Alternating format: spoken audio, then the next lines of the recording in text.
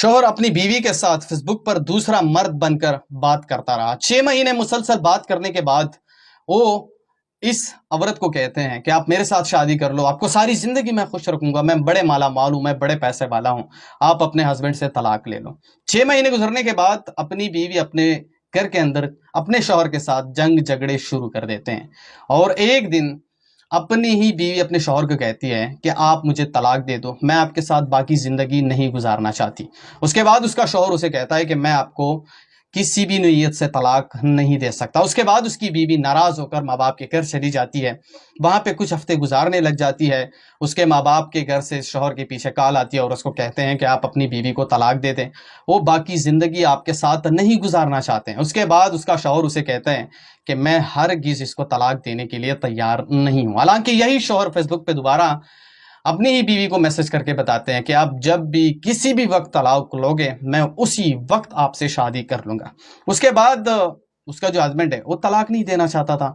हालांकि उसकी बीवी जो माँ बाप के घर चली गई थी, उसका माँ बाप दोबारा अपने शौहर के अंदर मतलब घर के अंदर बीवी उसकी बेटी को भिजवा देता है। जैसे ही इस शौहर की बीवी दोबारा अपने घर आ जाती है, फिर से लड़ाई जंग झगड़े शुरू हो जाते हैं और ये लड़ाई जंग झगड़े इस हद तक चले जाते हैं कि एक दिन अपनी बीवी अपने ही शौहर को बताती है कि आप मुझे तलाक दे दो, आपने मुझे ग़ुलाम बना के रखा हुआ है, मैं आपके साथ ज़िंदगी नहीं गुजारना चाहती। उसके बाद उसका शौहर उसे बताता है कि मैं आपको तलाक देने के लिए तैयार हूँ, लेकिन एक शर्त पे, मैं आपको तलाक दूंगा लेकिन आप दोबारा कभी वापस नहीं आओगे। उसके बाद बीवी उसे बताती है कि मैं कभी भी वापस नहीं आऊँगा, ये मेरा वादा है आपके साथ, लेकिन आप मुझे एक बार तलाक दे दें और मुझे आज़ाद कर लें।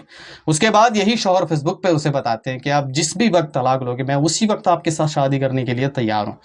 उसके बाद इसकी जो बीवी है वो दोबारा अपने माँ बाप के घर चली जाती है, 2 महीने वहाँ पर गुजारने लग जाती है और उससे वो कहते हैं कि आप जब भी, उसका शौहर जो है उसके सामने आखिरी शर्त ये रख देते हैं कि आप जब भी मतलब शादी करने के लिए तैयार हो जाओगे, जब भी आपकी शादी होगी, मैं उसी वक्त तलाक का सर्टिफिकेट आपके घर भिजवा दूंगा।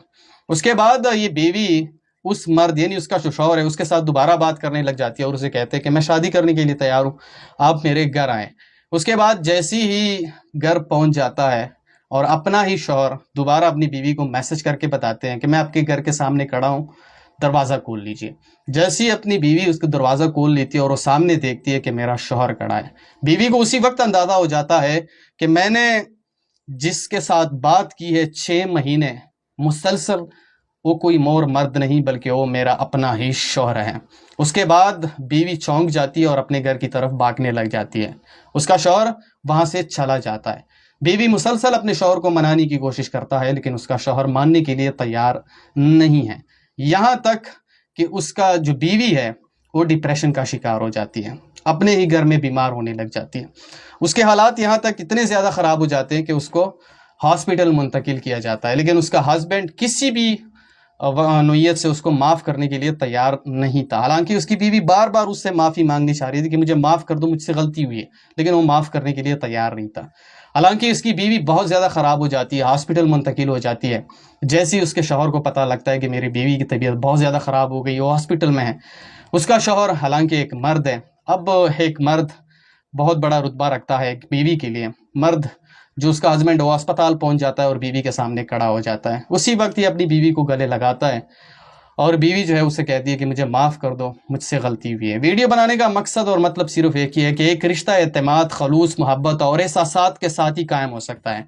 अगर एक रिश्ते के अंदर एतमाद, मोहब्बत, एक दूसरे के एहसासात नहीं है तो ये रिश्ता कभी भी आगे नहीं चल सकता और ये ख़त्म हो जाती है। इसीलिए एतमाद ज़रूरी है हर रिश्ते के अंदर, और दूसरा एक दूसरे के एहसासात को समझें और ज़िंदगी को एंजॉय करें। इस वीडियो को आगे शेयर करो, जहाँ पे भी हो खुश रहो। अल्लाह हाफ़िज़।